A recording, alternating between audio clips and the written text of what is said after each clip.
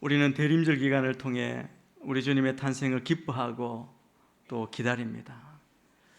우리가 이 기다리는 이 마음, 변함없이 다시 오실 예수 그리스도의 재림을 또한 기다리고 사모합니다. 여러분, 예수님은 다시 오십니다. 예수님은 이 날을 분명하게 묘사하고 계십니다. 성경 말씀에 보면 어떤 의심의 여지도 남기지 않고 있습니다. 다시 올지도 모른다는 식으로 말씀하지 않으셨습니다. 분명히 다시 오실 것이라고 말씀하셨습니다. 우리가 가지고 읽고 있는 이 하나님의 말씀 성경에 그 많은 분량 가운데 거의 20분의 1이 그분의 재림에 대하여 말씀하고 있습니다.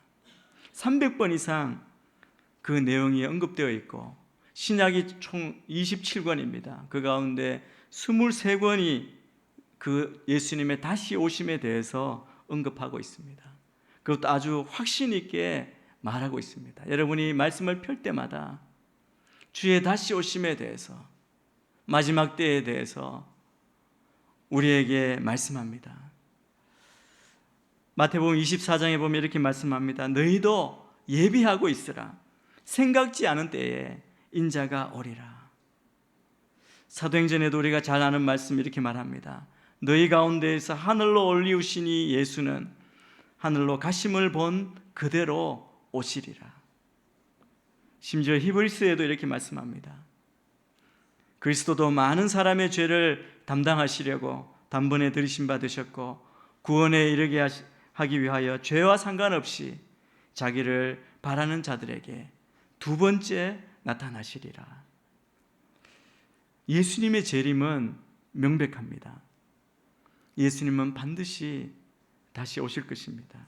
그러나 말씀에서 분명히 우리에게 알려주신 것처럼 그때는 아무도 모릅니다. 그렇기 때문에 우리는 날마다 깨어서 주의 오심을 바라보고 준비해야 합니다. 예수님도 우리가 준비해야 할 것에 대해서 여러 번 말씀해 주셨습니다. 성경에 보면 예수님께서 이 땅에 계실 때 십자가를 지시기 전에 먼저 주님 다시 오실 일에 대해서, 마지막 때에 대해서 말씀하신 것이 여러 곳 있습니다. 우리가 잘 아는 지혜로운 종과 어리석은 종에 대해 말씀하신 것이 바로 그 메시지입니다. 종에게 그 집안일을 맡겨놓고 떠난 주인, 그런데 지혜로운 주인은 주인이 다시 올 날을 대비해서 열심으로 잘 섬겼습니다. 그러나 어리석은 종은 그날 나태하고 방탕하게 시간을 지냈습니다. 지혜로운 종은 주인이 돌아올 것을 예비했지만 어리석은 종은 그렇지 못했습니다. 우리가 잘 아는 열처녀에 대한 비유도 잘 알고 있습니다. 열처녀에 대해 말씀하신 것이 바로 이 주님의 다시 오심에 대한 메시지입니다. 신랑을 기다리는 열처녀 가운데 5처녀는 지혜로웠습니다. 기다리는 종의 기름을 준비하고 기다렸습니다. 그런데 다른 5처녀는 어리석었습니다. 지혜로운 자들은 신랑을 올 때를 예비했지만 어리석은 자들은 기름을 더 준비하기 위해서 근처 가게에 가느라 신랑을 맞이하지 못했습니다. 또 우리가 잘 아는 달란트 비유도 바로 이 비유입니다. 예수님께서 세 종에게 각각 달란트를 맡긴 것에 대해서 말씀하신 것이죠. 한 종에게는 5달란트, 또 2달란트, 1달란트를 맡겼습니다. 두 종은 그것을 가지고 일을 내서 주인을 위해 더 많은 것을 준비했습니다. 그런데 마지막 종은 그것을 땅에 묻어두었습니다. 처음 두 종은 주인이 올 때 칭찬과 상을 받았습니다. 그러나 세 번째 종은 준비하지 못함으로 징계를 받았습니다. 성경에 보면 실제로 예수님의 오심을 잘 예비한 사람이 나옵니다. 누가복음 2장에 보면 우리가 잘 아는 시므온이라는 사람이 있습니다. 시므온은 다른 것이 아니라 기다리는 사람, 주님을 기다리는 사람으로 우리가 모든 사람이 기억하는 사람입니다. 누가복음 2장 25절에 보면 그를 이렇게 소개하고 있습니다. 이 말씀을 우리가 한번 같이 읽겠습니다. 시작. 당시 예루살렘에는 시므온이라는 사람이 있었습니다. 이 사람은 의롭고 경건한 사람으로 하나님께서 이스라엘을 위로하실 날을 손꼽아 기다리고 있었습니다. 그리고 성령께서 시므온에게 머물러 계셨습니다. 이 말씀 이후에 시므온이 어떻게 말씀을 받고 기다리고 그 결과 예수님을 만난 이야기가 나옵니다. 그는 어떻게 그리스도의 오심을 기다려야 하는지 아는 사람이었습니다. 시므온이 어떻게 예수의 오심, 성탄을 준비했는지, 어떻게 기다렸는지를 보면 그의 삶의 모습을 통해서 다시 오실 예수님의 그 재림을 우리가 어떻게 기다려야 하는지를 배울 수 있습니다. 여러분, 우리는 반드시 기다려야 합니다. 시므온이 이것을 잘 보여주죠. 그런데 기다릴 때 그의 모습을 보면 그는 아직 이루어지지 않은 것 때문에 초조해야 하지 않았습니다. 불안해하거나 긴장하거나 초조해하지 않았고, 자기가 자기 힘으로 당장 뭔가를 이루어야 한다고 그렇게 생각하지도 않았습니다. 그렇게 해서 될 것이 아니죠.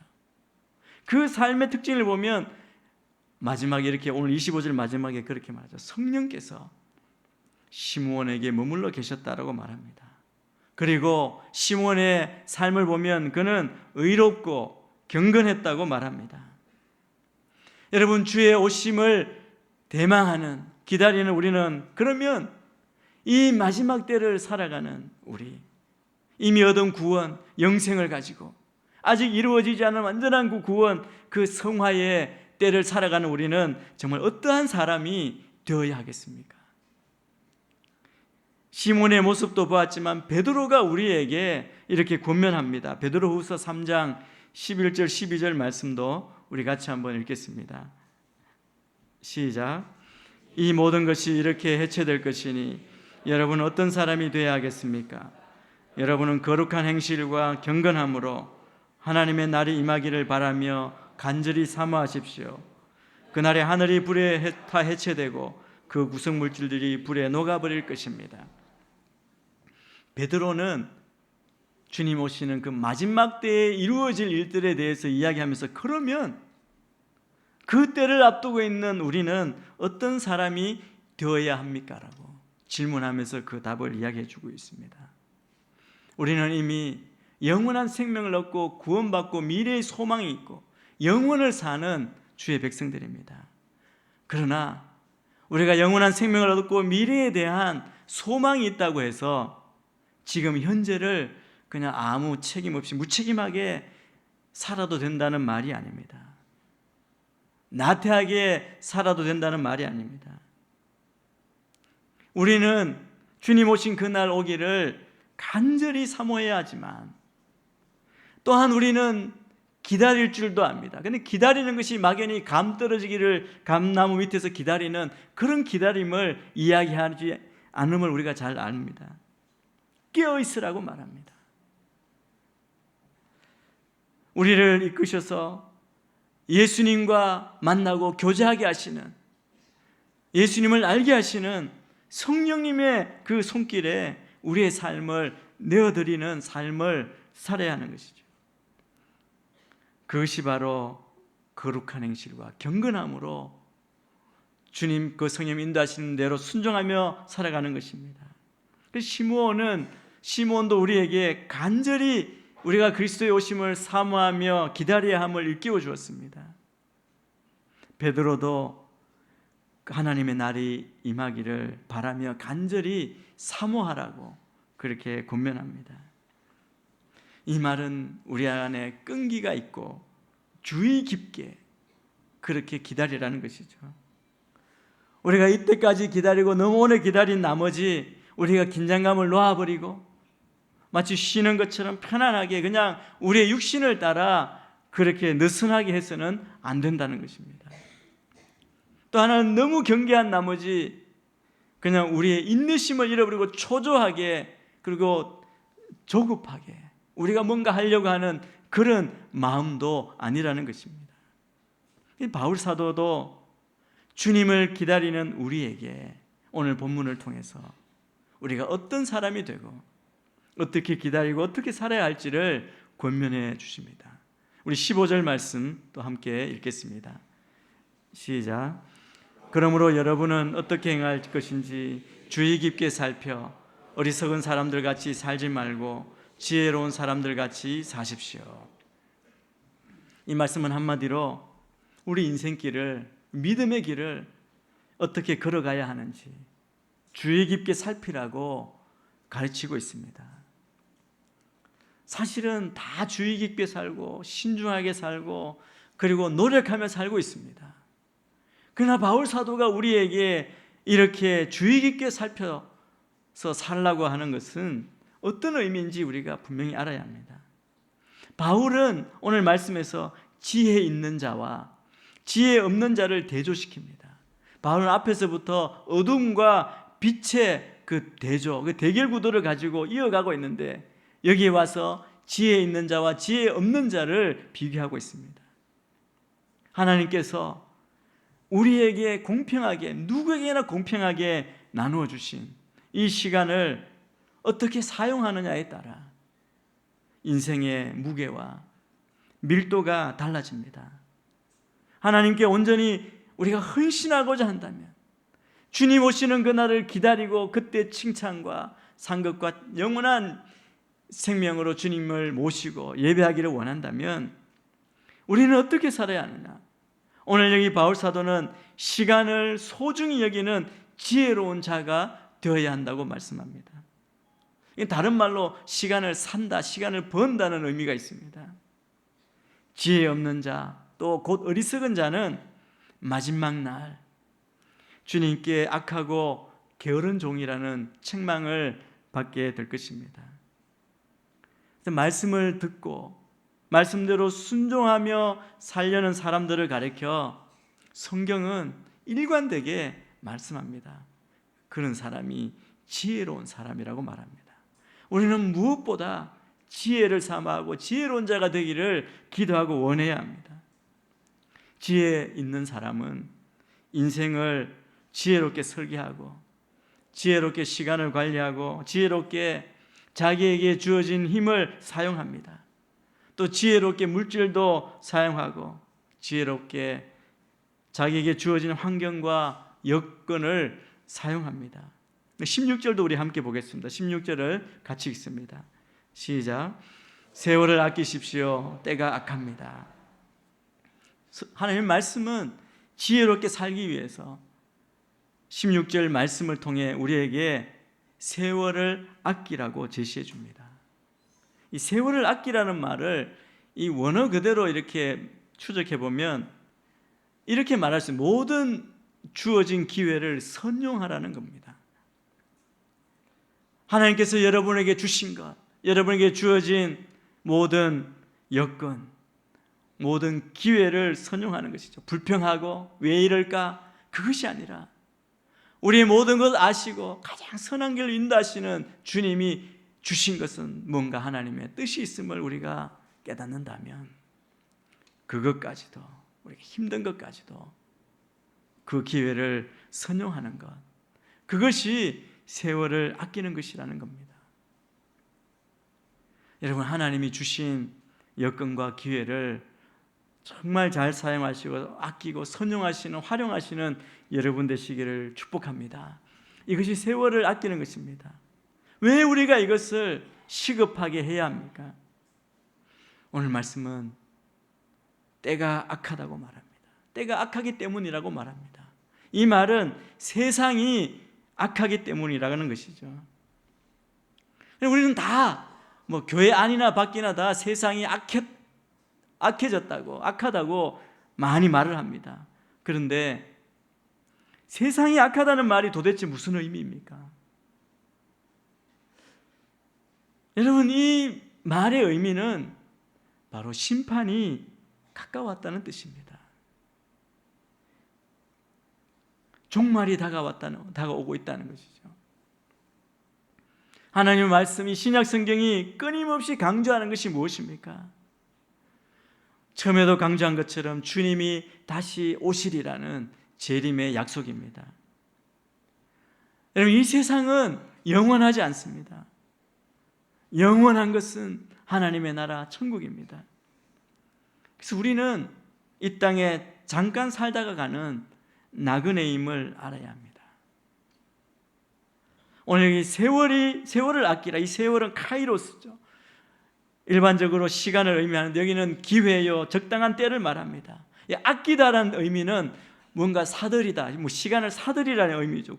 구속하다, 다 사버리다는 의미입니다.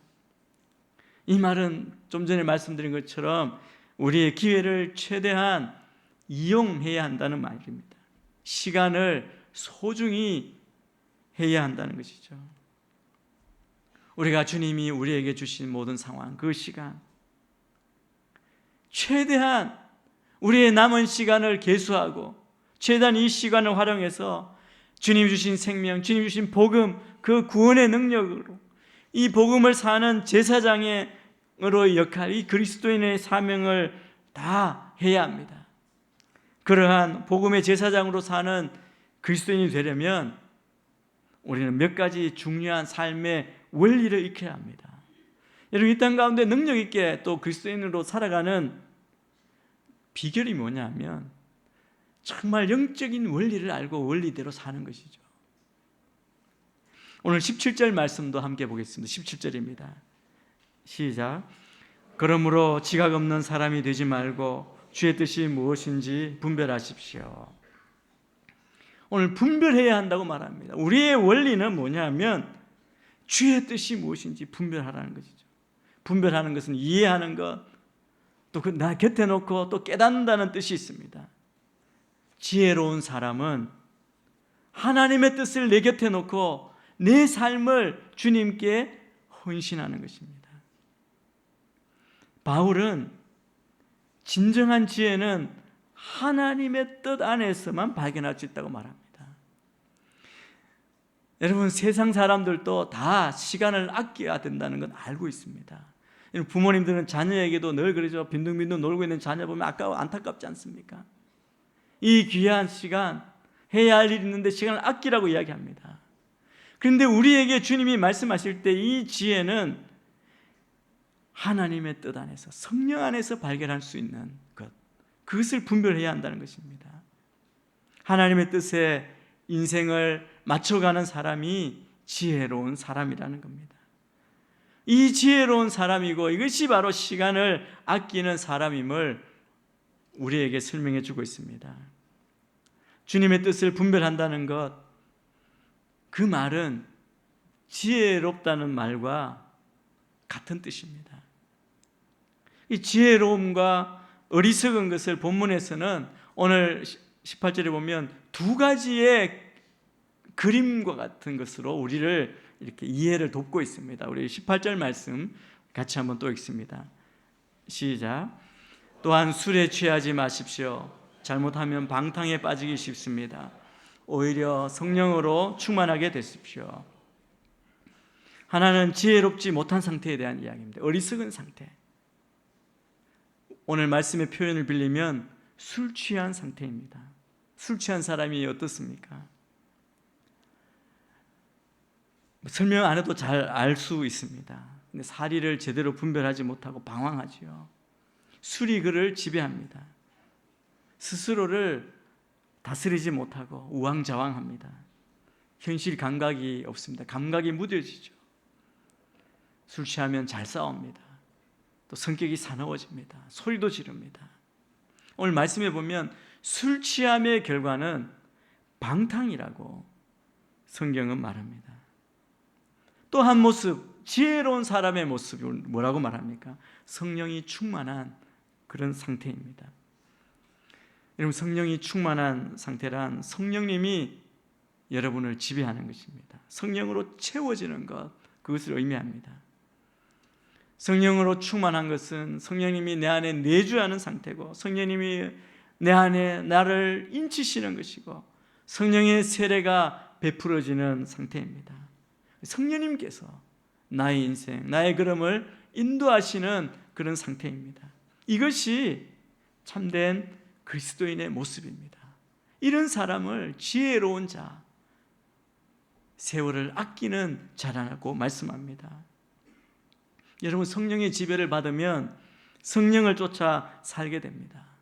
성령의 지배를 받으면 성령의 열매를 맺게 되어 있습니다.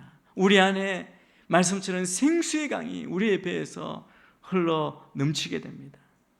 성령 안에 우리의 참된 의와 평강과 희락을 경험하고 맛봅니다. 성령으로 말미암아 하나님의 사랑이 우리 마음에 부은 바 되기 시작합니다. 오늘 바울 사도는 이 성령으로 충만하면 지혜로운 것뿐 아니라 세 가지의 삶의 열매를 맺게 된다고 말합니다. 이 삶의 열매를 맺는 것이 세월을 아끼는 것이고 이 악한 때를 이기는 것이고 주의 오심을 준비하는 모습이라는 것이죠. 우리 19절에서 21절 말씀을 우리 같이 한번 또 한 목소리로 읽겠습니다. 시작. 여러분은 시와 찬미와 신령한 노래들로 서로 화답하고 마음으로 주께 찬송하며 우리 주 예수 그리스도의 이름으로 모든 일에 항상 하나님 아버지께 감사하고 그리스도를 경외함으로 서로 복종하십시오.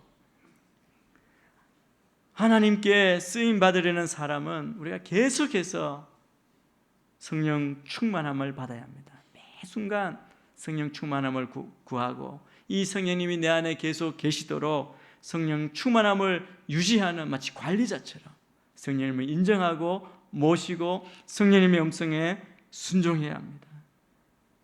이 바울은 우리에게 영적인 삶의 원리를 설명할 때 꼭 세 가지를 이야기합니다.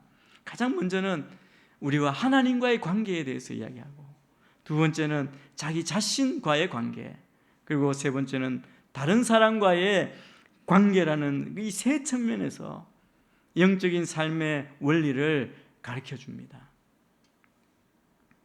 근데 오늘 여기 성령 충만할 때 우리 인생의 세 가지 변화, 세 가지 열매를 맺게 되는데 이 세 가지 측면으로 이야기합니다.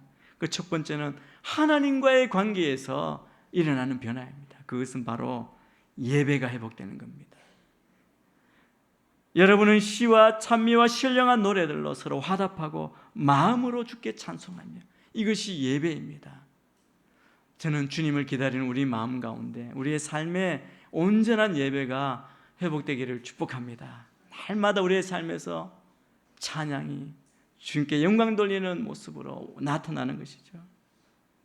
두 번째 열매는 자신과의 관계입니다. 자신과의 관계에서 나타나는 것은 항상 하나님 아버지께 감사하는 것입니다. 예수 그리스도의 이름으로 모든 일에 항상 하나님 아버지께 감사하는 것, 이것이 지혜로운 자고 주님이 보시기에 성령 충만한 삶의 모습으로 드러나는 것이 바로 감사입니다.